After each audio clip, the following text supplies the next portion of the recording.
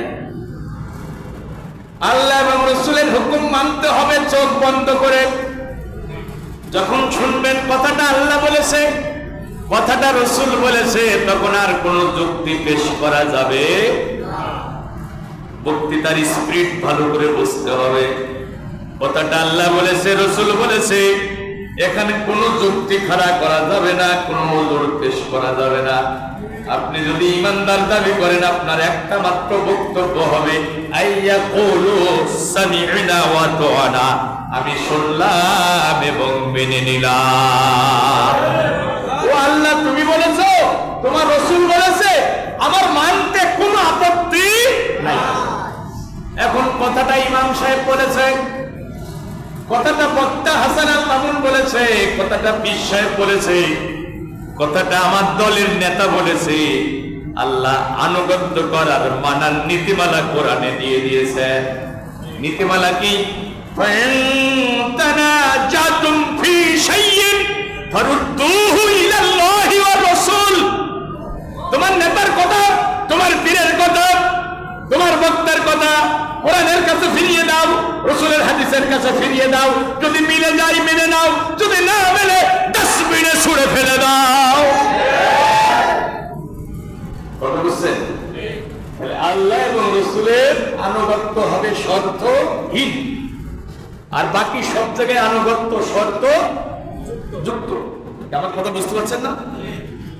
আল্লাহ রাসূলের আনুগত্য শর্ত, আর বাকি সব জায়গায় আনুগত্য শর্ত যুক্ত। মা বাবার আনুগত্য করার কথা কোরআনে বলা হয়েছে, কিন্তু মা বাবা যদি ইসলাম বিরোধী কাজ করার জন্য নির্দেশ দেয়, আল্লাহ এবং রাসূলের বিপক্ষে চলার নির্দেশ দেয়, মানা যাবে না। মহিলারা স্ত্রীরা তার স্বামীর আনুগত্য করবে, কিন্তু স্বামী যদি বলে চলো সিনেমা দেখতে যাবো বয়ফ্রেন্ডের সাথে, আমার বন্ধুর সাথে, স্ত্রী যদি না যায়, গুনাহ হবে নাকি? কারণ আল্লাহ রাসূলের নাফরমানি করে দুনিয়াতে কারো আনুগত্য করা যাবে না। তাহলে রাসূলের আনুগত্য করতে হবে, আল্লাহর আনুগত্য করতে হবে। এখন রাসূলের আনুগত্য করলে আমাদের লাভটা কি? রাসূলের আনুগত্য করলে আমাদের লাভটা কি? এখন আমরা তো রাসূলের উম্মত, উম্মত দাবি করলে তো রাসূলকে মেনে চলতে হবে। উম্মত মানে দলের লোক বা অনুসারী। আমরা কার অনুসারী? রাসূলের অনুসারী। আমরা রাসূলের অনুসারী, রাসূলের উম্মত। এখন উম্মত দাবি করলেই কি হওয়া যাবে? এটা দাবি করার বিষয় না, এটা পালন করার বিষয়। দেখেন, এই দুনিয়াতে আপনি আওয়ামী লীগের পিছনে মিছিল করেছেন, মিছিল করে করে যখন ক্লান্ত হয়ে গেছেন, আপনি বিএনপির অফিসে চা খেতে গেছেন। বিএনপির ভাইরা কি চা দেবে? জামাত ইসলামের পিছনে মিছিল করেছেন, ক্লান্ত পরিশ্রান্ত দেহ নিয়ে আওয়ামী লীগের অফিসে চা খেতে দিয়েছেন। আওয়ামী লীগের ভাইরা কি চা দেবে?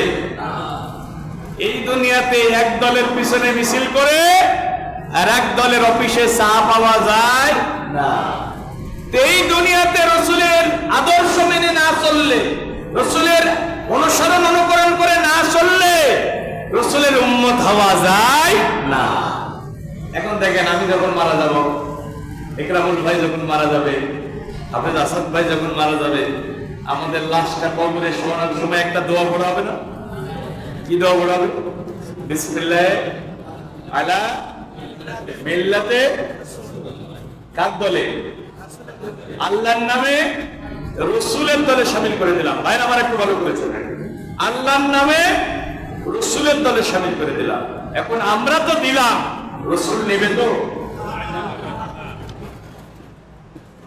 সারা জীবন রাসূলের আদর্শ মেনে চললেন না, আপনার জীবনে রাসূলের আদর্শ নাই, আপনার পরিবারে রাসূলের আদর্শ নাই, সমাজে রাষ্ট্রে রাসূলের আদর্শ প্রতিষ্ঠার চিন্তা নাই, বরং Karl Marx, Lenin, Rousseau, Hegel, ভলটেয়ারকে জীবনের আদর্শ মানলেন, আর তাদের আদর্শ প্রতিষ্ঠার আন্দোলন সংগ্রাম করে গোটা জীবন শেষ করে দিলেন। স্লোগান দিলেন, আমার নেতা, তোমার নেতা, অমুক নেতা, অমুক নেতা, অমুক নেতার চরিত্র ফুলের মতো পবিত্র, যদিও নামাজ পড়ে না এক ওয়াক্ত। আর যেই মরে গেলেন, তখন রসুলের দলে শোয়া দেওয়া হলো, সামিল করে দেওয়া হলো। রসুলকেই মরা লাশ নেবে ভাই? তাহলে রসুলের দলে আসতে হবে মরার আগে না মরার পরে? রসুলের আদর্শ যদি মরার আগে মেনে চলেন, আপনার লাশ কবরে ছোঁয়ানোর সময় দোয়া পড়লেও রসুল নেবে, দোয়া না পড়লেও রসুল নেবে। আপনি যদি জীবিত থাকতে রসুলের আদর্শ মেনে না চলেন, থানায় কাবার ইমাম এসে যদি আপনার লাশ রসুলের দলে শোয়া দেয়, রসুল আপনার এই মরা পচা লাশ গ্রহণ করবে। আর রসুল যদি না নেয়, জান্নাতে যাওয়া যাবে? কুল্লু উম্মাতুন ইয়াদখুলুনাল জান্নাহ।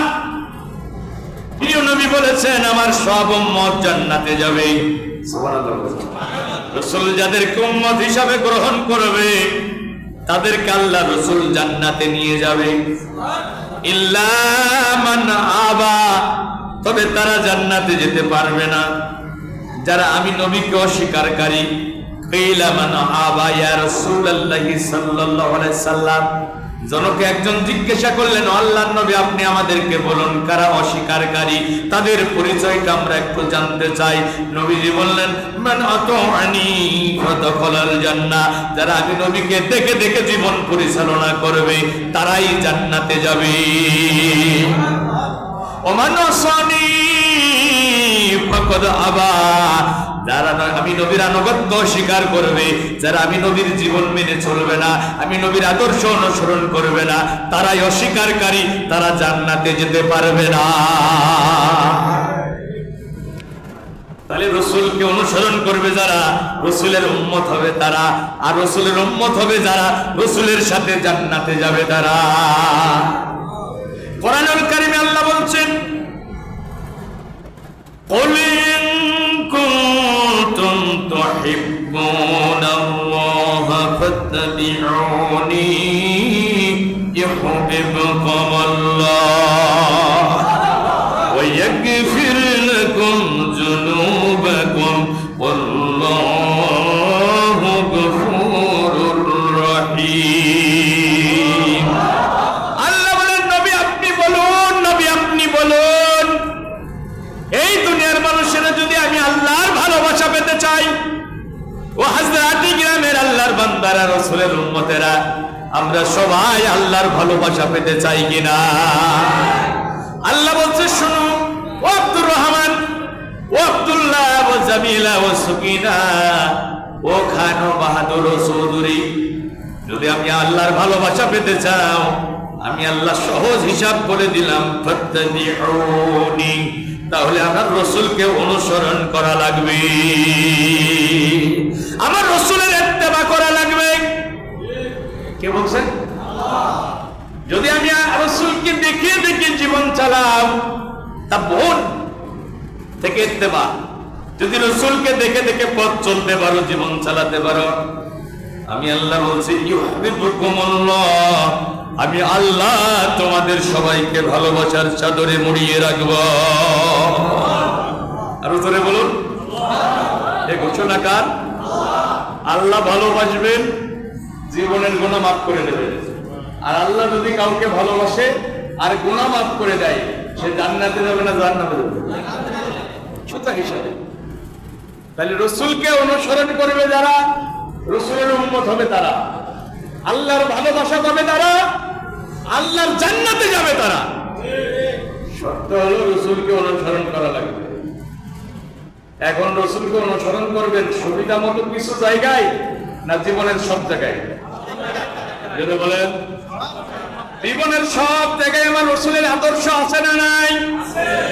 ব্যক্তি জীবন থেকে শুরু করে আন্তর্জাতিক জীবন, রান্নাঘর থেকে শুরু করে Bangabhaban, every sector of life, সব জায়গায় আমার রসুলের আদর্শ আছে। সকালবেলা ঘুম থেকে উঠে বাথরুমে ঢুকবেন, বাথরুমে কিভাবে ঢুকবেন, কিভাবে বের হবেন, এখানে আমার রসুলের আদর্শের নীতিমালা আছে না না? বলেন তো, বাথরুমে ঢুকতে হলে ডান পা আগে না বাম পা আগে? আর বের হতে হলে? আবার মসজিদে ঢোকার নীতিমালা রসুলের আদর্শের ভিতরে আছে না নাই? মসজিদে ঢুকতে হলে ডান পা আগে, বের হতে হলে? রাস্তা দিয়ে হাঁটবেন, কিভাবে হাঁটবেন, কোন দিক দিয়ে হাঁটবেন, রসুলের আদর্শের নীতিমালা আছে না নাই? ক্ষুধা লেগেছে, খানা খাবেন, কিভাবে খাবেন রসুলের আদর্শের নীতিমালা আছে না নাই? বাম হাতে খাওয়া যাবে না, ডান হাতে খেতে হবে, খাওয়ার আগে হাতটা ধুয়ে খেতে হবে, আবার গলা পর্যন্ত খাওয়া যাবে। পেটটাকে 3 ভাগ করবেন, 1 ভাগ খাবার, 1 ভাগ পানি, 1 ভাগ খালি রাখবেন। ভাইরা আমার, এভাবে আপনি আপনার স্ত্রীকে ভালোবাসবেন, স্ত্রীর সাথে কি রকম ব্যবহার করবেন, এখানে আমার রসুলের আদর্শ আছে না নাই? কি আদর্শ আল্লাহ দিলেন? আম্মা জান আয়েশাতুল হুমায়রা বলেন, নবীজি রাষ্ট্র গুরুত্বপূর্ণ কাজ ছেড়ে বাড়িতে আসলেন, রান্নার কাজে যদি দেরি হয়ে যেত, নবীজি কোনোদিন চোখ রাঙানি দেন নাই, কোনোদিন ধমক দিয়ে কথা বলেন নাই, বরং আল্লাহ রসুল আমার পাশে বসে রান্নার কাজে সহযোগিতা করেছে। আমি গিলাসের যে জায়গায় ঠোঁট লাগাইয়া পানি খেতাম, বিশ্ব নবী গিলাসের ওই জায়গায় ঠোঁট লাগাইয়া পানি খেত। সুবহানাল্লাহ বলবেন না? আপনার বাড়িতে একটা কর্মচারী আছে, তার সাথে কি ব্যবহার করবেন, এখানে আমার রসুলের আদর্শ আছে না না? আনাস 10 বছর রসুলের খেদমতে, ছোট্ট আনাস, মা তাকে রসুলের খেদমতে দিয়ে এসেছিলেন। আনাস বলতেছেন, আমি 10 বছর রসুলের খেদমত করলাম, আমি তো ছোট মানুষ, অনেক সময় ভুল করে ফেলতাম। এই 10 বছরে নবীজি কোনোদিন আমাকে একটা ধমক দেয় না। সুবহানাল্লাহ বলবেন না? মানবতার নবী, বিশ্ব নবী, ছোটদের সাথে কেমন ব্যবহার করতে হবে তিনি প্র্যাকটিক্যালি দেখিয়েছেন, বড়দের সাথে কেমন ব্যবহার করতে হবে তাও তিনি দেখিয়েছেন।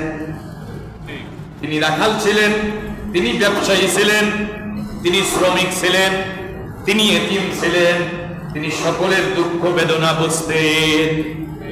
ভাইরা আমার, দুনিয়ার এতিম মানুষগুলো যেন বলতে না পারে এতিমের দুঃখ মুহাম্মদ সাল্লাল্লাহু আলাইহি সাল্লাম কেমনে বুঝবেন, এজন্য আল্লাহ দুনিয়ার এতিমদের সর্দার বিশ্ব নবীকে বানায়া দিলেন। জন্মের আগে বাবা নাই, 6 বছর বয়সে মা নাই, 8 বছর বয়সে দাদা নাই। ভাইরা আমার, সব জায়গায় রাসূলের আদর্শ আছে। তিনি একদিকে মসজিদে নববীতে ইমামতি করেছেন, আর একদিকে তিনি মদিনার রাষ্ট্রপতির দায়িত্ব পালন করেছেন। সুবহানাল্লাহ বলবেন না? তার মানে ব্যক্তি জীবন থেকে শুরু করে আন্তর্জাতিক জীবন, রান্নাঘর থেকে শুরু করে বঙ্গভবন পরিচালনা করার জন্য যা নীতিমালা দরকার, যা আদর্শ দরকার, সব আমার রাসূলের ভিতরে রয়েছে। জীবন চলার প্রতিটা ক্ষেত্র, ব্যক্তি জীবন থেকে আন্তর্জাতিক জীবন, রান্নাঘর থেকে বঙ্গভবন, সব জায়গায় রাসূলকে আল্লাহ আদর্শ বানিয়ে দিয়েছেন। সুবহানাল্লাহ বলবেন না? মূল সমস্যা যেটা, ভাই আমি তো মনে করি জীবন পরিবর্তনের জন্য একটা মা হলে যথেষ্ট, যদি আল্লাহ ভাগ্যে হেদায়েত লেগে থাকে। মূল সমস্যা কোথায় বাংলাদেশে? আমি যতটুকু এই 17 বছরে দেখলাম, সারা বাংলাদেশে তো আল্লাহ ঘোরাইল, বাংলাদেশের মুসলমানদের ভিতরে ইসলামিক সেন্টিমেন্ট অত্যাধিক প্রবল। এদেশের মুসলমানদের কোটি ফোটা রক্তের সাথে আল্লাহ এবং রাসূলের ভালোবাসা মিশে আছে। তারা জীবনের চেয়েও আল্লাহ এবং রাসূলকে বেশি ভালোবাসে। নামাজ কম পড়তে পারে, কোরআন হাদিসের জ্ঞান কম থাকতে পারে, ইসলামের প্রতি ভালোবাসার কমতি। সমস্যাটা হলো এদেশের অধিকাংশ মুসলমান ইসলাম বোঝে না। আমরা দেখেন আনুষ্ঠানিক ইবাদত বন্দেগী করতে গিয়ে রাসূলুল্লাহকে ঠিকই অনুসরণ করছি, কিন্তু আমাদের সমাজ, রাষ্ট্র, কোর্ট কাছারি, আইন আদালত, অর্থনীতি, সমাজনীতি, রাষ্ট্রনীতি, বিচার নীতি, এই সমস্ত পরিচালনা করতে গিয়ে আমরা যেন মনের অজান্তে আল্লাহ এবং রাসূলের উপরে 144 জারি করে নিষেধাজ্ঞা জারি করে দিয়েছি। তো আল্লাহ এবং রাসূল তোমাদের জন্য মসজিদ, মাদ্রাসা, ওয়াজ মাহফিলের মঞ্চ, তোমরা মসজিদে ইমামতি করবা, ওয়াজ মাহফিল করে বেড়াবা, ছেলে মেয়ের বিয়ে পড়াবা, জানাজার নামাজ পড়বা, বাপ মারা গেছে কোলখানে অনুষ্ঠান করবা। তোমরা এই সমাজ, রাষ্ট্র, কোর্ট কাছারি, আইন আদালত কোথায় কি হচ্ছে এটা নিয়ে তোমাদের ভাবার দরকার নাই, এটার সাথে ইসলামের কোনো সম্পর্ক নাই। এই জন্য কিছু কিছু নেতারাও বলছে যে ধর্মের সাথে রাজনীতির সম্পর্ক না। আচ্ছা, কোন মুসলমান যদি বলে যে ধর্মের সাথে রাজনীতির সম্পর্ক নাই, সে কি আর ইমানদার থাকতে পারে?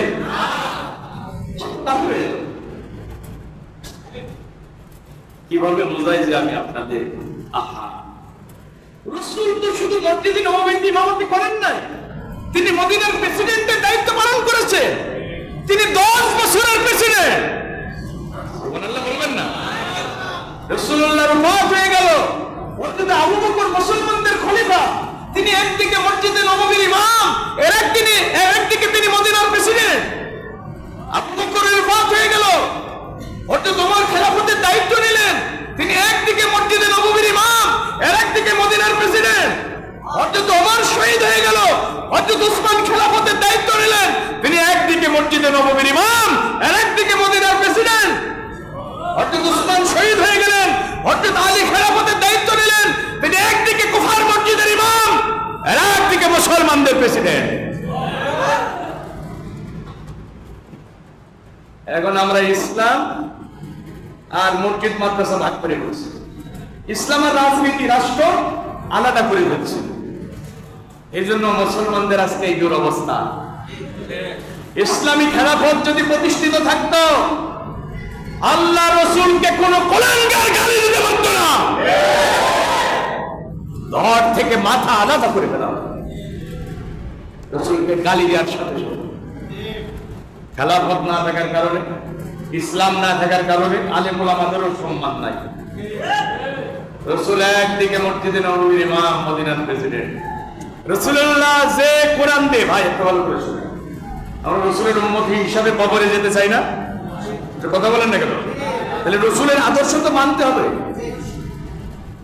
এখন রসুল যে কোরআন দিয়ে মসজিদে নববীতে ইমামতি করেছেন, একই কোরআন দিয়ে তিনি মদিনার রাষ্ট্র চালিয়েছেন। সেই কোরআন এখনো আছে না নাই? ভাইরা আমার একটু কথা বলেন, সেই কোরআন এখনো আছে না নাই? কোনো পরিবর্তন হয়েছে? একটা আয়াত, একটা হরফ, একটা সূরা। রসুলের কাছে যে কোরআন ছিল, সেই কোরআন এখন আমাদের মাঝে আছে। তো রসুল কোরআন দিয়ে রাষ্ট্র চালিয়েছেন, আমরা এখন কোরআন দিয়ে মিলাদ পড়ি, খিচুড়ি খাই। কষ্ট হচ্ছে? কিছু মুসলমান আছে, রসুলের জীবনে অনেক সুন্দর সুন্দর ঘটনা আছে, যে ঘটনাগুলো বললে খুব মনোযোগ দিয়ে শোনে, আবার চোখে পানিও চলে আসে। রসুল যে রাষ্ট্রপতি ছিল, রসুল যে কোরআনের আইন দিয়ে রাষ্ট্র পরিচালনা করেছে, এই কথা বললে তার চেহারা কালো হয়ে যায়। তার মানে রসুলকে মসজিদে নববীর ইমাম হিসেবে মানতে রাজি, কিন্তু মদিনার প্রেসিডেন্ট মানতে রাজি। ইমানদার হওয়া যাবে? এ ভাই, আমি হৃদয় দিয়ে উপলব্ধি করার জন্য বলছি।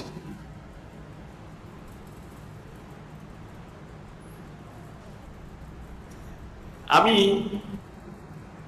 কোরআন হাদিস পড়ে যতটুকু বুঝেছি, ঈমান ছাড়া একজনও জান্নাতে যেতে পারবে এই আলোচনা আমি তৈরি করেছি, আমার লেখা বই আছে। এবং ঈমান ছাড়া কারো আমল কবুল হবে না। আচ্ছা, আমাদের গুনাহ নাই এমন দাবি কি আমরা এই ঈমান ছাড়া কেউ করতে পারবো?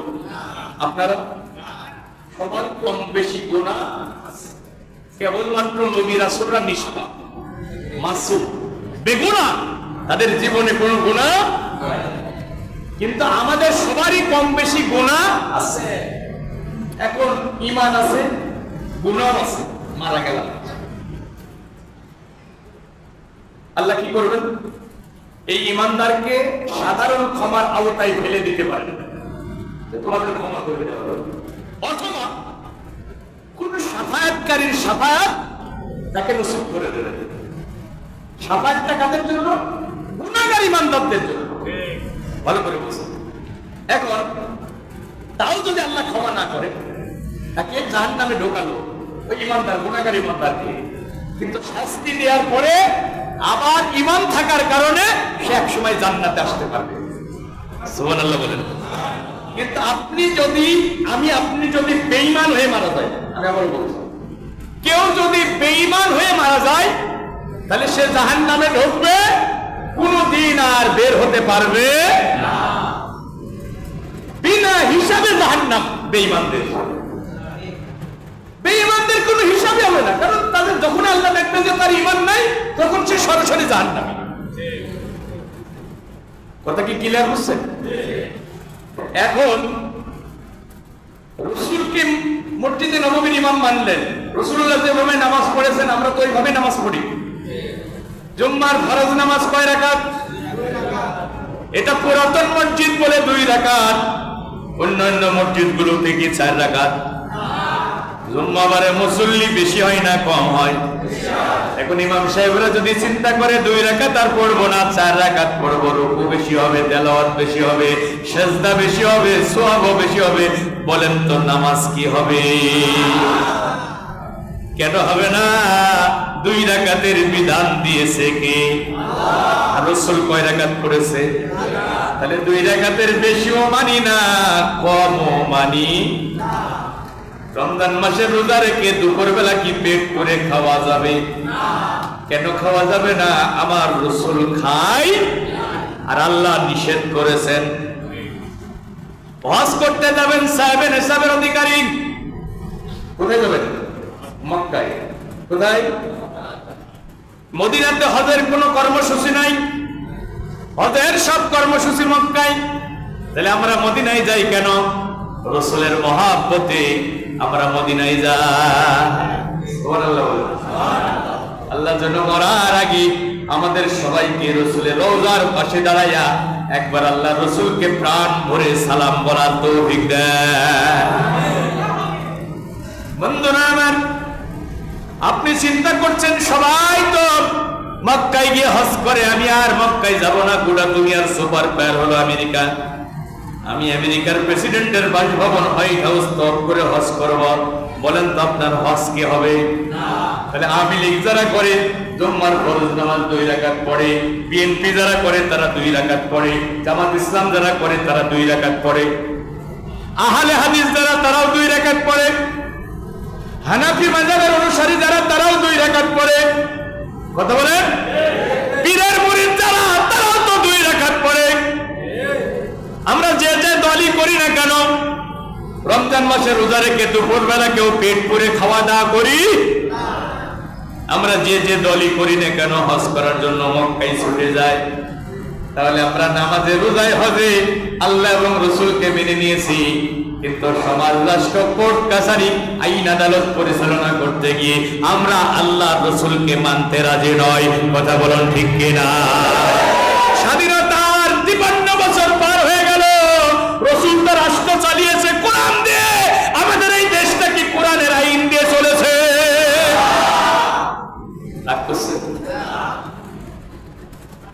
এটাকে অনেকেই ধর্মের নামে রাজনীতি মনে করে। আরে কি হতভাগা, আপনি সব বুঝেছেন কিন্তু ইসলাম বুঝেন না। ভাইরা আমার, নবীজি কোরআন দিয়ে রাষ্ট্র পরিচালনা করেছেন, বিচার ফয়সালা করেছেন। এটা আমার কথা না, এটা কার কথা? আল্লাহ কোরআনে বলছেন, ও নবী, ফাহকুম বাইনাহুম বিমা আনজালাল্লাহ। মানুষের মাঝে যখন বিচার করবা, ও নবী, আমি যে কোরআন নাজিল করেছি কোরআনের আইন দিয়ে বিচার করবা। সুবহানাল্লাহ বলবেন না? ওমান লাম ইয়াহকুম বিমা আনজালাল্লাহ ফাউলাইকা হুমুল কাফিরুন ফাউলাইকা হুমুল যালিমুন ফাউলাইকা হুমুল ফাসিকুন। আমি কোরআন নাজিল করেছি, আমার কোরআনের আইন দিয়ে যারা বিচার করবে না তারা কাফের, তারা জালেম, তারা ফাসিক। স্বাধীনতার 53 বছর পার হয়ে গেল, এটা তো মসজিদের দেশ, এটা তো মাদ্রাসার দেশ, এটা তো ওলিয়া উলিয়ার দেশ, এটা তো পীর মাশায়েখের দেশ, এটা তো মুসলমানদের পুণ্যভূমি। আমি আপনাদের কাছে জানতে চাই, একটা চোরের বিচার কি কোরআনের আইন দিয়ে হয়েছে? এগুলো কি সব গাঁজাখুরি কথা? বাইরাবাদ কোরআনের আইন দিয়ে তো বিচার ফয়সালা হলো না। আমরা যারা কোরআনের আইনের কথা বললাম, আমাদের উপরে অমানবিক নির্যাতন চালানো হলো, মিথ্যা মামলা দিয়ে জেলখানায় ঢোকানো হলো, কাউকে ফাঁসির মঞ্চে ঝুলিয়ে দেওয়া হলো। কাউকে রিমান্ডে নিয়ে হাতের নখ উপড়ে ফেলা হলো, আবার কাউকে দেশ ছাড়া করা হলো। আল্লাহ আবার বীরের বেশে দেশে ফিরিয়ে গেছে। সুবহানাল্লাহ বলবেন না? কি নাম তার? বলেন কি নাম? মিজানুর রহমান দেশে আসছে, আপনারা কি শুনছেন? উনি কি সাত করে গেছিল? জেলে থাকো নাই বাইরে যাও, দুইটার একটা বেছে নাও। অপরাধ কি? আল্লাহর কথা বলে, রসুলের কথা বলে।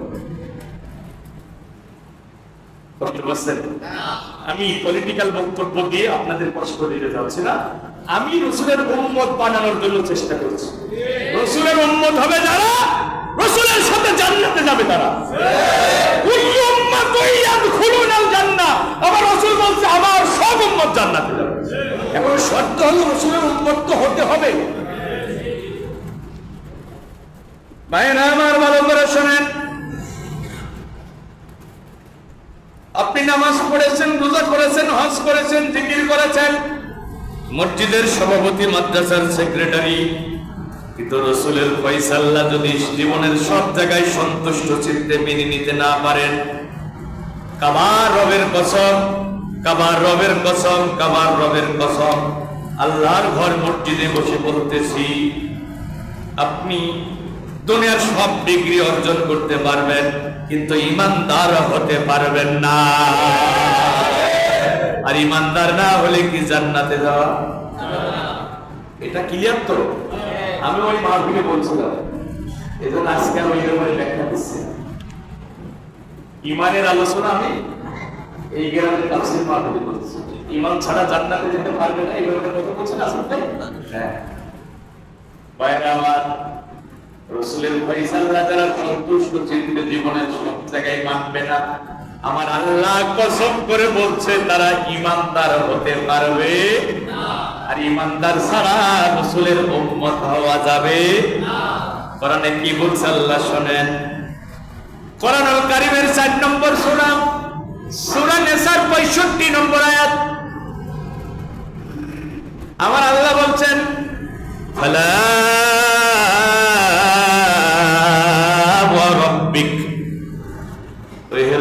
তোমার রবের কসম। রসুলের রব কি? যুবকের আওয়াজ দিয়ে বলো তো, রসুলের রব কে? আমাদের রব কে? ফালা ওয়া রাব্বিকা লা ইউমিনুনা হাত্তা ইউহাক্কিমুকা ফীমা শাজারা বাইনাহুম সুম্মা লা ইয়াজিদু ফী আনফুসিহিম হারাজাম মিম্মা কাযাইতা ওয়া ইউসাল্লিমু তাসলিমা। ফালা ওয়া রাব্বিক লা ইউমিনুনা হাত্তা, ওহে রাসূল আমি আল্লাহ কসম করে বলছি, আমি আল্লাহ আমার সত্তার কসম করে বলছি, তোমাদের মধ্যে একজনও মুমিন হতে পারবে না, ইমানদার হতে পারবে না ততক্ষণ পর্যন্ত যতক্ষণ না ব্যক্তি জীবন থেকে আন্তর্জাতিক জীবন, জীবন চলার প্রতিটা দিক বিভাগে ও নবী তোমার ফয়সালা যারা সন্তুষ্ট চিত্তে মেনে না নেবে, আমি আল্লাহ কসম করে বলছি ইমানদার হতে পারবে না। হোক সেখানে কাবার ইমাম, হোক সে বড় মসজিদের খতিব, হোক সে বাংলাদেশের বড় বক্তা, যদি আমার রসুলের ফয়সালা মেনে না নেয়, আর যেন তেন ভাবে না, সন্তুষ্ট চিত্তে সাল্লিমু তাসলিমা, সাল্লিমু। আরে কোরআনে এই আয়াত তো নির্ধারণ করে দেয় যে কোরআনের বিচার ব্যবস্থা যারা মানে না তারা তো ইমানদার হতে পারে না। কোরআনের আইন দিয়ে আমার দেশ চলবে, রাষ্ট্র চলবে, কোর্ট কাছারি চলবে, এটা যারা চায় না তারা কিভাবে ইমানদার থাকে? সূরা নিসার 65 নম্বর আয়াত আপনি মিলান তো।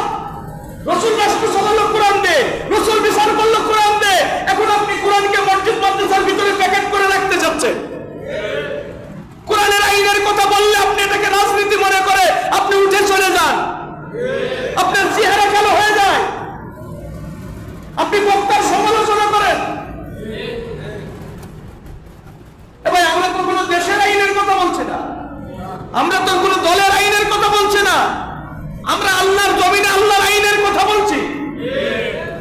কার? একটু নিরপেক্ষ দৃষ্টিকোণ থেকে বোঝার চেষ্টা করেন তো ভাই। মরে গেলে তো আপনাকে কোনো দলের কাতারে শামিল করা হবে না, রাসূলের কাতারে শামিল করা হবে। ও ভাই, আমরা কার? জমিন কার? কোরআন কার? সবাইকে বলতে হবে আমরা কার? কোরআন কার? জমিন কার? আল্লাহর বান্দা, আল্লাহর জমিন, আল্লাহর কোরআন। একটু ভালো করে বলুন তো। আল্লাহর জমিনে আল্লাহর বান্দাদের মাঝে আল্লাহর কোরআনের আইন চলবে। এটা মেনে নিতে আমি মুসলমান, আমি ইমানদার, আমি রাসূলের উম্মত, আমার আপত্তি কোথায়? এটার বিরোধিতা করবে তো তারা কাফের বেঈমানের মুশরিক যারা। রাসূলের কোন উম্মত তো এটা বিরোধিতা করতে পারে না। রাসূলের কোন উম্মতের তো এই কথা শুনে কষ্ট লাগতে পারে না।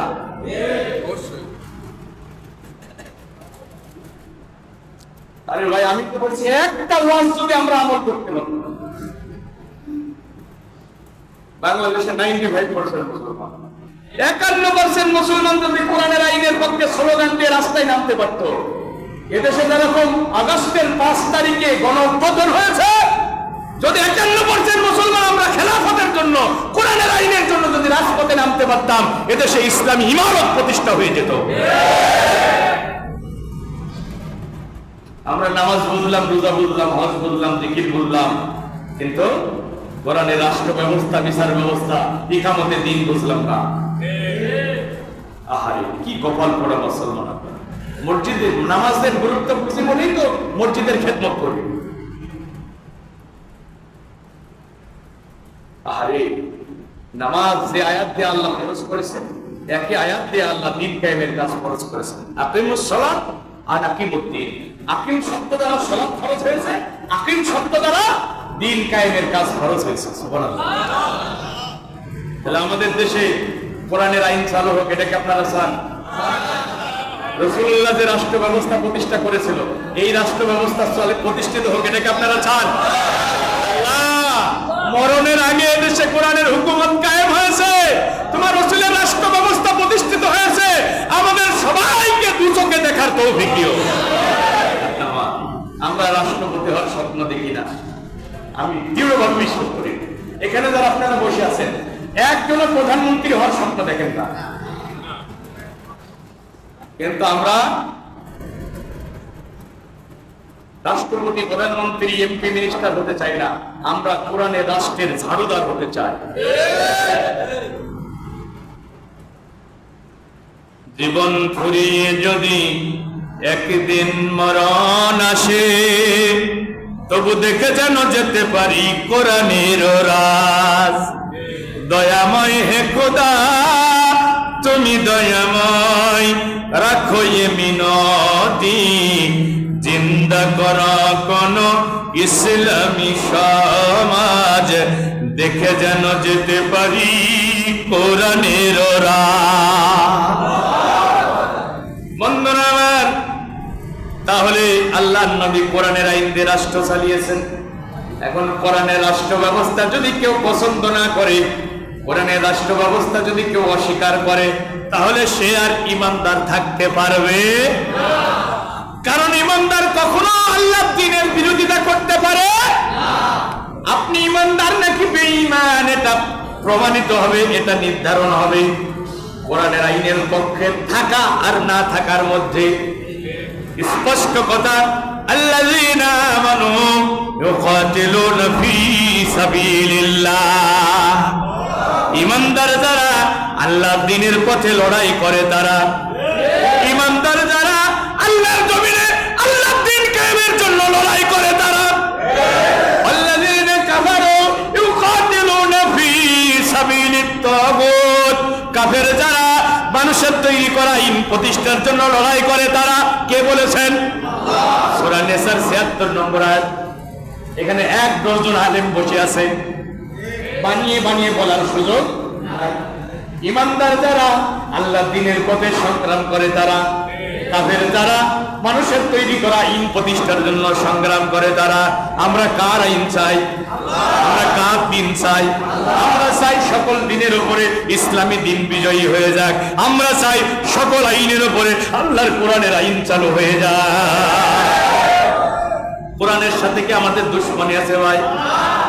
ও আমার ভাইয়েরা, আমরা যারা ইমানদার বলে দাবি করে আমরা সবাই তো আল্লাহর কোরআনকে ভালোবাসি। কোরআন পড়তে না বললেও কোরআনের প্রতি আমাদের ভালোবাসার কমতি নাই। রসুলের জীবনী না জানলেও রসুলের প্রতি ভালোবাসার আমাদের কমতি নাই। তাহলে রসুলের নেতৃত্ব, কোরআনের আইন আমাদের দেশে চালু হোক, এখানে বিরোধিতা করে ইমানদার থাকা যাবে? শুধু ভালোবাসা থাকলে হবে না, ভালোবাসার সাথে সাথে ইমানও থাকা লাগবে। আবু তালিব রসুলকে ভালোবেসেছে কিন্তু রসুলের প্রতি ঈমান আনে নাই। 42 বছর রসুলকে বুকের ভিতরে আগলে রেখেছে।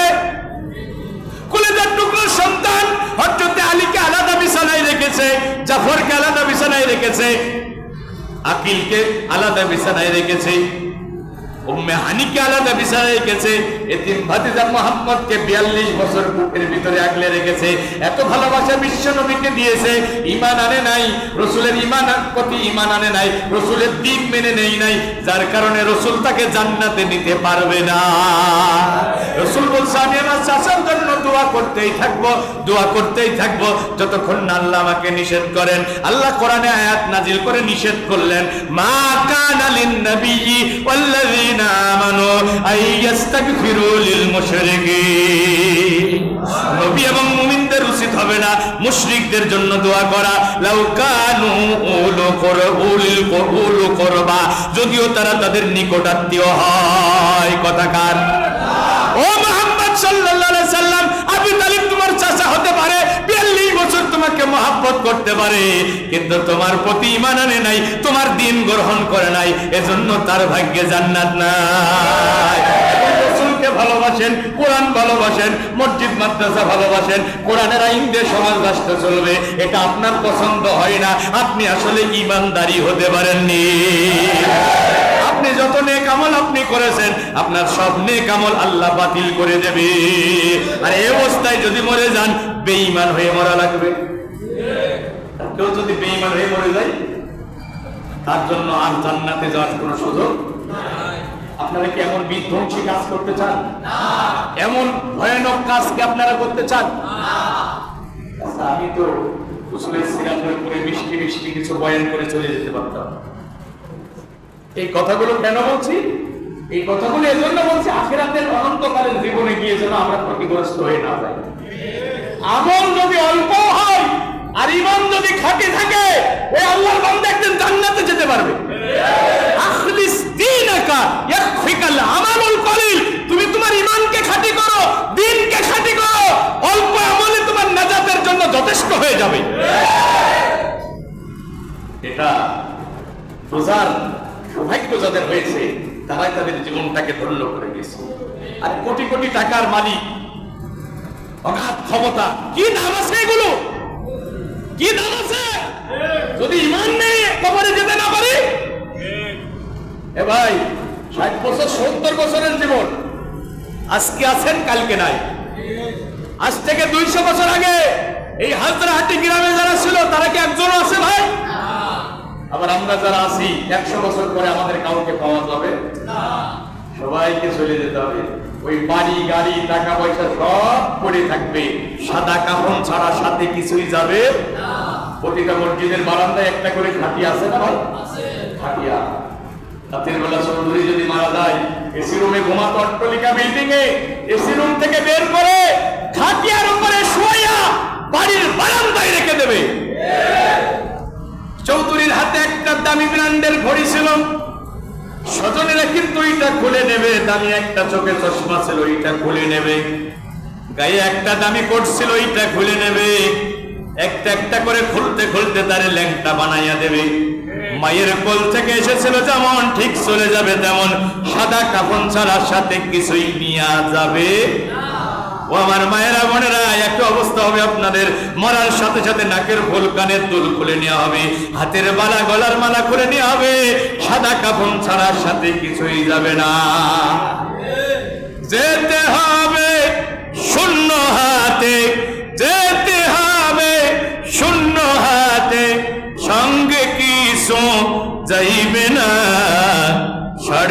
তিন হাত জায়গা পাবি, পাবি না রে বিছানা।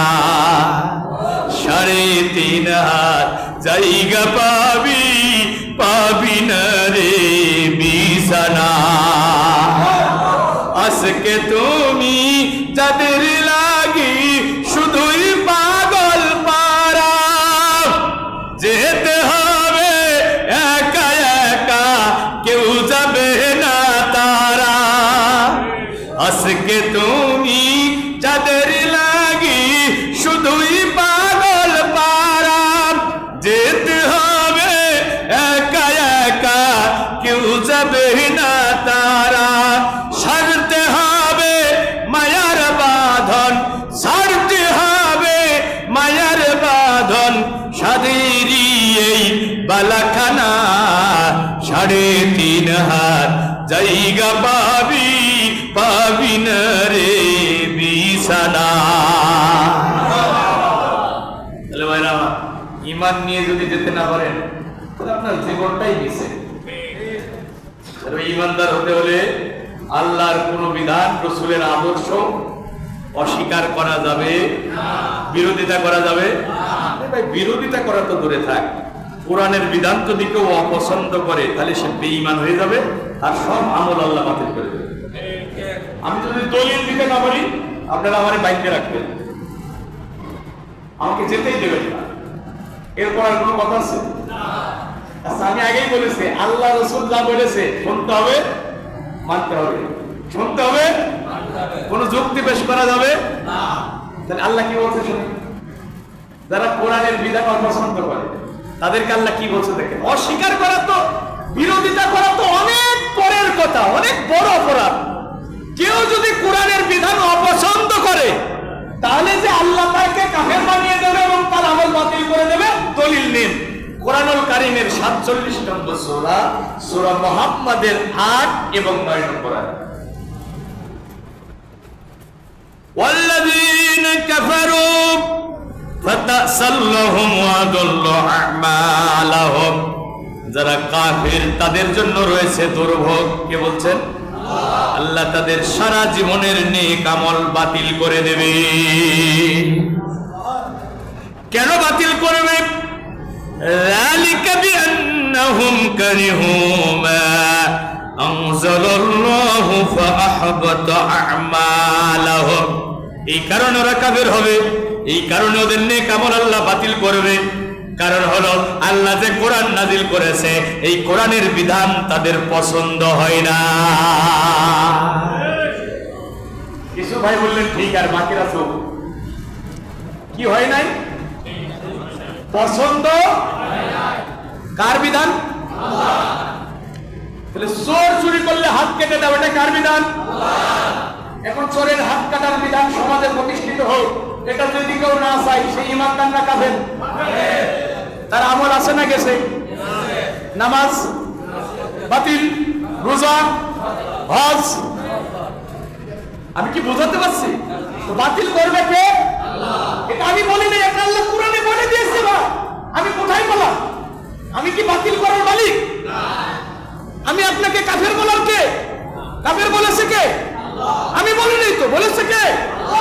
কারণ এটা কুফরি করা, আল্লাহর বিধান অপছন্দ করা কুফরি করা, আর কুফরি করলে ঈমান আমল দুইটাই বাতিল হয়ে যায়। তাহলে কি আপনারা কোরআনের আইনের বিপক্ষে থাকবেন? আজকে থেকে যতদিন বেঁচে থাকবো আল্লাহর কোরআনের আইন প্রতিষ্ঠার জন্য মনে প্রাণে চেষ্টা করব। শুধু চাইবো না, চেষ্টাও করব। আচ্ছা ভাই, আপনার ছেলে অসুস্থ হয়েছে, আপনি কি খালি দোয়া করবেন আল্লাহ আমার ছেলেকে সুস্থ করে দাও, নাকি ডাক্তারের কাছে নেবেন? বাবা অসুস্থ, আপনি কি খালি দোয়া করবেন আল্লাহ আমার বাবারে সুস্থ করে দাও, নাকি ডাক্তারের কাছে নেবেন? ভাই একটু বোঝেন না কেন? বাবা অসুস্থ হলে যেমন একদিকে আমরা দোয়া করি আল্লাহ আমার বাবাকে অসুস্থ করে দাও, সুস্থ করে দাও, আমার মাকে সুস্থ করে দাও, আমার ছেলেকে সুস্থ করে দাও, তারপরে আমরা ডাক্তারের কাছে যাই, কবিরাজের কাছে দৌড়াদৌড়ি করি। কথা বলুন ঠিক কিনা? ডাক্তার বলেছে অপারেশন করা লাগবে, 50,000 টাকা লাগবে। গরিব রিক্সা চালক বাবা মনে বড় সাথ ছিল, বয়সটা বেড়ে গেছে, পাইসাপা রিক্সা চালাতে এখন বড় কষ্ট হয়। একটা ইঞ্জিন চালিত রিক্সা কিনবে, কিছু টাকা সে জমা করেছে। এখন ডাক্তার বলেছে ছেলের অপারেশন করা লাগবে, ছেলেরে সুস্থ করতে হলে বাবা এই জমানো 50,000 টাকা ডাক্তারের হাতে তুলে দিয়ে বলবে, অপারেশন করে আমার ছেলেরে সুস্থ করেন, আমার রিক্সা কেনার দরকার না। আপনার ছেলে অসুস্থ হলে আপনি ডাক্তারের কাছে দৌড়াদৌড়ি করেন, অথচ আল্লাহর জমিনে আল্লাহর দ্বীন কায়েম নাই, রাসূলের আদর্শ প্রতিষ্ঠিত নাই, এ ব্যাপারে আপনার অন্তরে কোনো ব্যথা নাই, তার মানে আপনি পরিপূর্ণ ঈমানদার হতে পারেন না। কারণ আপনার ছেলের চেয়ে আপনার মেয়ের চেয়ে আল্লাহ এবং রাসূলকে বেশি ভালোবাসা লাগবে কিনা? বুঝেন না আপনারা? আমার বাবা মা, ছেলে মেয়ে, স্ত্রী, সন্তানের চেয়ে রাসূলকে ভালোবাসবো বেশি না কম? ধরে বেশি না কম? বেশি ভালো না বাসলে কি ইমানদার হওয়া যাবে? এটা আমি বলছি না, রাসূল কি বলছে শুনেন। এই হাদিস তো সব ইমাম সাহেবদের মুখস্থ আছে। কি ভাই? লা ইউমিনু আহাদুকুম হাত্তা কুনা হাব্বা ইলাইহি মিন ওয়ালিদিহি ওয়া ওয়ালাদিহি ওয়ান নাসি আজমাইন। রাসূল বলেন তোমাদের মধ্যে কেহ ইমানদার হতে পারবে না যতক্ষণ না তোমাদের স্ত্রী, পরিজন, সন্তানাদি, পৃথিবীতে যত মানুষ আছে, এমন কি তোমার জীবনের চেয়ে আমি রাসূলকে যদি বেশি ভালোবাসতে না পারো, তাহলে তুমি ইমানদার হতে পারবে না। তাহলে আমার ছেলেকে আমি ভালোবাসি, ছেলে অসুস্থ হলে এই জন্য তো আমি স্থির থাকতে পারি। আমার বাবাকে আমি ভালোবাসি, এই জন্য বাবা মা অসুস্থ হলে আমি স্থির থাকতে পারি। আমি অসুস্থ ঢাকা মেডিকেলে, আমি দেখতাম আমার বাবা আমার মা প্রদীপ হয়ে শিওরে বসে থাকতো, আর যাই নামাজের সেজদায় পড়ে কাঁদতো, আল্লাহ আমার জীবনটা নিয়ে নাও, বিনিময়ে আমার খোকার জীবন ভিক্ষা দাও। বাবা মা তার নিজের জীবনের বিনিময় হলো সন্তানের সুস্থতা চায়। তো এই সন্তানের তো আল্লাহ এবং রাসূলকে যদি বেশি ভালোবাসতে হয়, তাহলে তো আমরা আমাদের জীবনের বিনিময়ে এদেশে ইসলামী খেলাফত চাই।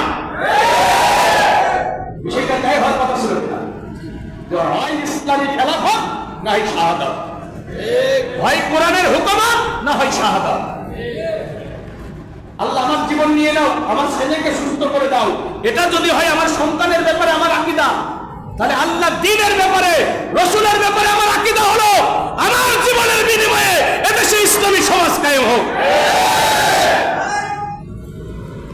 এখন এই চেতনা তো নাই, বরং কোরআনের আইন প্রতিষ্ঠার জন্য যারা চেষ্টা করে তাদের বিরুদ্ধে স্লোগান দেয়, একটা দুটো হুজুর দল সকাল বিকাল নাস্তা করে, মাথায় টুপি মুখে দাঁড়ি, ওদের পিঠে লাগাও বাড়ি। কথা বলেন ঠিক কিনা? হয়েছে? আরে বিশ্বনন্দিত মুফাসসির 13 বছর জেলখানায় বন্দী রাখে তারে ষড়যন্ত্র করে দুনিয়া থেকে বিদায় করে দিল। ওই বিশ্বনন্দিত মুফাসসিরের ফাঁসির দাবিতেও কিছু মুসলমান মিছিল করেছে। দুঃখের কথা কি বলবো ভাই, কত বড় হতভাগা হলে, দুর্ভাগা হলে, গুমরাহিতে নিমজ্জিত হলে এই কাজ করতে পারে। আর আমি আপনাদেরকে বলবো, তাহলে ইমানদার হতে হলে রাসূলের ফয়সালা সব জায়গায় সন্তুষ্ট চিত্তে মানতে হবে। কথা কার? তাহলে আমরা মানতে রাজি আছি। আমরা যদি কোন কারণে জায়গায় মৌলিক মানবিক দুর্বলতার কারণে অমান্য করে ফেলি, সাথে সাথে তওবা করে ফিরে আসব। মানতে পারি নাই কিন্তু বিরোধিতা করব ভাই, আমি অনুরোধ করছি বিরোধিতা করে, বিরোধিতা করলে বাঁচার কোনো পথ নাই।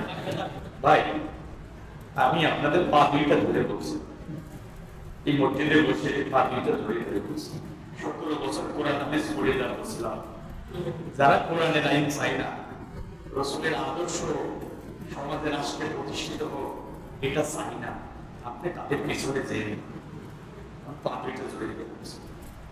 আমি এমপি হতে চাই না, মিনিস্টার হতে চাই না, আমি বলছি না যে আমাকে ভোট দেন, আমি এটা বলছি না, আমি আপনাদের জাহান্নামের আগুন থেকে বাঁচার কথা বলছি। পা দুইটা জড়িয়ে ধরে বলছি, ভাই আমার সোনা ভাই, আমার বাবাজি, আমার কলিজার টুকরা যুবকেরা, ওখানে তুমি যেও না যেখানে কোরআন নাই, যেখানে রাসূলের আদর্শ নাই, তুমি ওখানে যেও না ভাই, তাদের পিছনে যেও না।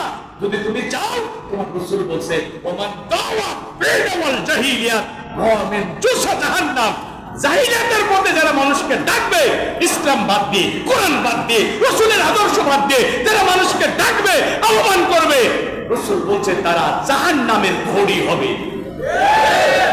ওয়াইন সামা ওয়া সাল্লা ওয়া জামা আন্নাহু মুসলিম, যদিও সে নামাজ পড়ে, রোজা করে এবং মুসলমান বলে দাবি করে, যদিও নামাজ পড়ে, রোজা করে, মুসলমান বলে দাবি করে। কোথায় যাব আমরা? وَمِمَّنْ خَلَقْنَا أُمَّةٌ يَهْدُونَ بِالْحَقِّ وَبِهِ يَعْدِلُونَ। যারা তোমাকে হকের পথে ডাকে, যারা তোমাকে হকের পথে ডাকে, হক হলো আল্লাহ, হক হলো রাসূল, হক হলো কোরআন, হক হলো হাদিস। তার মানে যারা কোরআনের দিকে ডাকে, আল্লাহর দিকে ডাকে, আল্লাহ রাসূল যেখানে তুমি থাকবে সেখানে। ওবিহি ইয়াদিলুন। আর যারা ক্ষমতায় গেলে কোরআনের আইন দিয়ে বিচার ফয়সালা করতে চায়, কোরআনের বিচার ফয়সালা যারা চায়, কোরআনের সমাজ রাষ্ট্র যারা চায়, তুমি সেখানে থাকবে, সেখানে তোমার জীবন জৈবন উৎসর্গ করবে, এছাড়া অন্য কোথাও তুমি যেতে পারবে না। এই অনুমোদন আল্লাহ তোমাকে দেয় নাই। এখন ভাই, আমরা যদি আল্লাহর জমিনে আল্লাহর এই কোরআনের বিধান প্রতিষ্ঠার জন্য, রাসূলের আদর্শ প্রতিষ্ঠার জন্য আমরা যদি চেষ্টা করি, তাহলে আল্লাহ আমাদের ব্যাপারে ঘোষণা করছে যে তোমাদেরকে জাহান্নামের আগুন থেকে বাঁচিয়ে দেব। সুবহানাল্লাহ বলবেন না ভাই? জাহান্নামের আগুন থেকে বাঁচিয়ে দেব। 2 নম্বর, তোমাদের জীবনের গুনাহ মাফ করে দেব। 3 নম্বর, তোমাদের এমন জান্নাত দান করব যে জান্নাতের নিচ দিয়ে ঝর্ণা ধারা প্রবাহিত হয়ে গেছে। এই কথাগুলো কোরআনে আছে না নাই? কেমন ভাই? ইমাম সাহেবরা সূরা সদের ভিতরে আছে না? আলা দুল্লুকুম আলা তিজারা তুনজিকুম মিন আযাবিন আলিম। একটা ব্যবসা করো, জাহান্নামের আগুন থেকে বেঁচে যাবা। ব্যবসাটা কি? তুমিনুনা বিল্লাহি ওয়া রাসূলিহি, আল্লাহ এবং রাসূলের প্রতি ঈমান আনো, তুজাহিদুনা ফি সাবিলিল্লাহি বিআমওয়ালিকুম ওয়া আনফুসিকুম, জান আর মাল দিয়ে আল্লাহর জমিনে আল্লাহর দ্বীন প্রতিষ্ঠার জন্য জিহাদ করো। এটা হলো সবচেয়ে লাভজনক ব্যবসা। এই ব্যবসা করলে কি হবে? ইয়াগফির লাকুম যুনুবাকুম, আমি আল্লাহ বলছি তোমাদের জীবনের সব গুনাহ মাফ করে দেওয়া হবে। সুবহানাল্লাহ, জোরে হলো না? ওয়া ইদখিলকুম জান্নাতিন তাজরি মিন তাহতিহাল আনহার ওয়া মাসাকিনা তাইয়্যিবাতান ফি জান্নাতিন আদন। আর এমন জান্নাত তোমাকে দান করা হবে যে জান্নাতের নিচ দিয়ে ঝর্ণা ধারা প্রবাহিত হয়ে গেছে। আর একবার বলুন সুবহানাল্লাহ। আল্লাহ বলছে আমি যে তোমারে মাফ করব, আমি যে তোমারে জান্নাত দেব, এই ব্যাপারে তাওরাত, ইনজিল, কোরআনে দৃঢ় ওয়াদা করেছে। ওয়াদান আলাইহি হাক্কান ফিত তাওরাত ওয়াল ইনজিল ওয়াল কোরআন। সুবহানাল্লাহ বলবেন না? আমি ওয়াদা করেছি কয় জায়গায়? আরে বলেন না কেন ভাই? কে ওয়াদা করেছে? আল্লাহ। এই ইমাম সাহেব নাকি? ওয়াদা করেছে কে? জান্নাতের মালিক কে? ওই জান্নাতের মালিক বলছে আমি যে তোমাকে জান্নাত দেব, তোমার জীবনের গুনাহ মাফ করব, জাহান্নাম থেকে বাঁচিয়ে দেব, তাওরাত, ইনজিল এবং কোরআনে আমি ওয়াদা করেছি। সত্য হলো যারা কোরআন চাই না, আমার রাসূলকে চাই না, তুমি সেখানে যেতে পারবে না। যারা কোরআনের আইন চাই, রাসূলের আদর্শ প্রতিষ্ঠা করতে চায়, তুমি তাদের সাথে কাঁধে কাঁধ মিলিয়ে সীসাডালা প্রাচীরের ন্যায় ময়দানে সংগ্রাম করবে। এখন সমাজের আস্তিক আল্লাহ এবং রাসূলের আদর্শ প্রতিষ্ঠা করতে চায়, কিন্তু আমার 3.5 হাত বডিতে আল্লাহ এবং রাসূলের আদর্শ নাই। তাহলে কি হবে? এই জায়গায় করা হয়ে গেছে। তাহলে আমার এই 3.5 হাত বডিটা আল্লাহ আমাকে মালিকানা দিয়েছেন, এটা আমাকে আল্লাহ আমার কাছে আমানত দিয়েছেন। মসজিদে আজান হলো, আমি ইচ্ছা করলে চায়ের দোকানে বসে থাকতে পারি, আবার ইচ্ছা করলে মসজিদে এসে ইমাম সাহেবের পিছনে দাঁড়িয়ে সালাত আদায় করতে পারি। কথা বলুন ঠিক কিনা? এই স্বাধীনতা আমার আপনার আছে না নাই? আমার এই মুখে আমি ইচ্ছা করলে দাঁড়িয়ে রাখতে পারি, আবার কেটেও ফেলতে পারি। কি ভাই,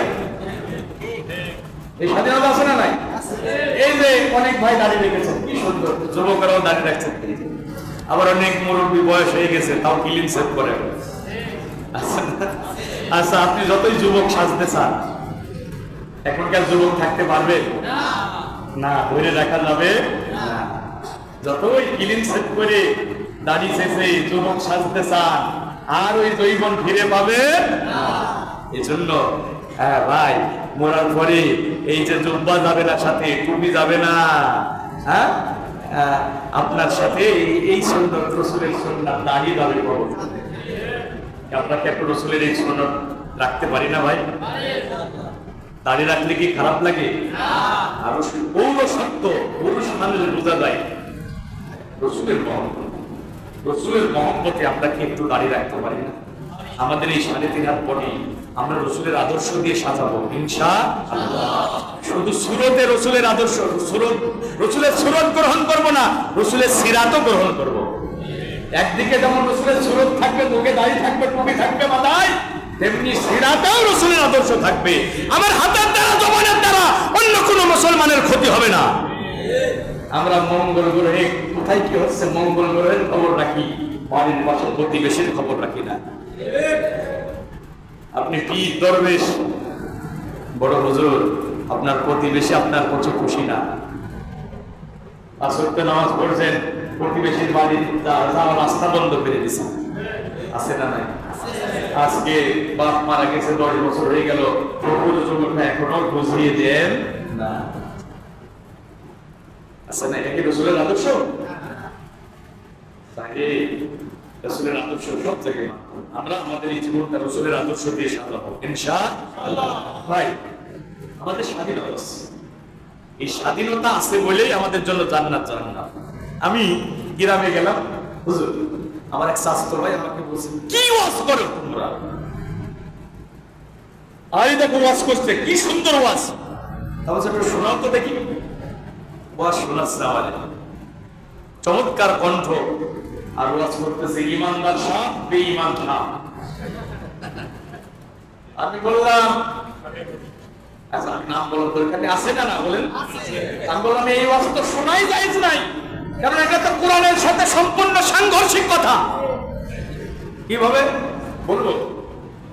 উনি বলছেন ইমানদার সাপ বেঈমান সাপ, আর কোরআনে আল্লাহ বলছে আফা গায়রা দীনিল্লাহি ইয়াবগুন ওয়া লাহু আসলামা মান ফিস সামাওয়াতি ওয়াল আরদ তাওআন ওয়া কারাহা।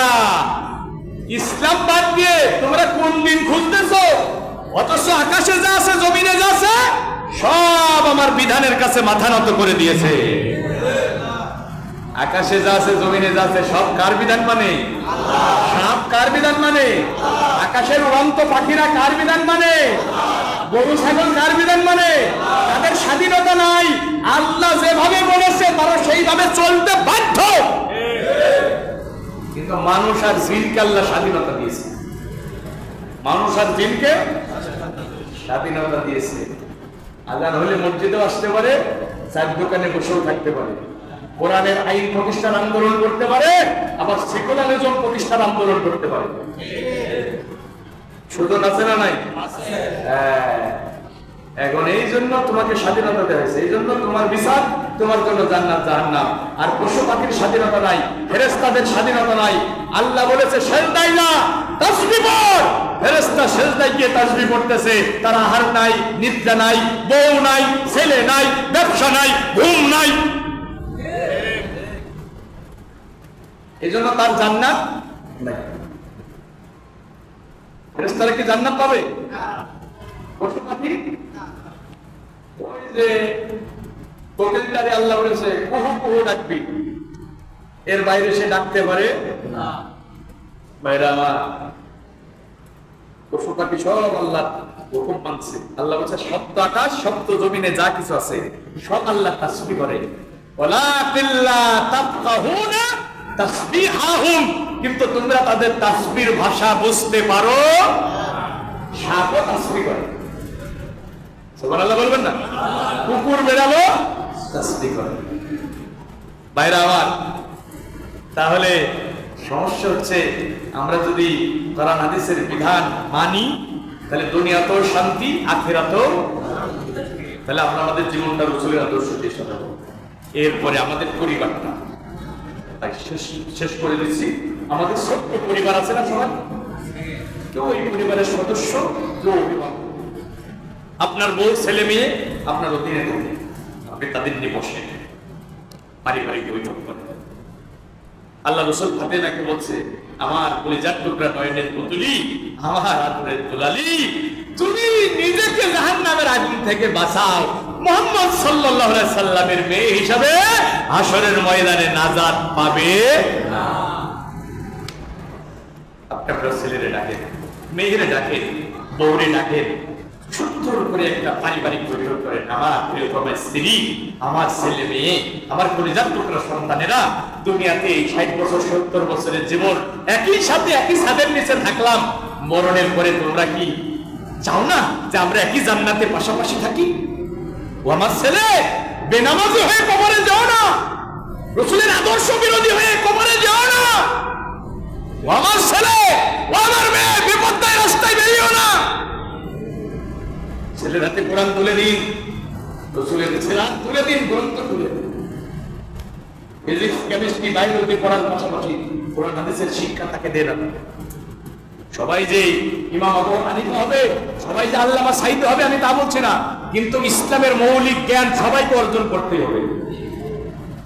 ভাইরা আমার, তাহলে আমরা আমাদের জীবনটা রাসূলের আদর্শ দিয়ে সাজাবো, পরিবারটা সাজাবো, সমাজে রাষ্ট্রে রাসূলের আদর্শ প্রতিষ্ঠার জন্য চেষ্টা করব ইনশাআল্লাহ।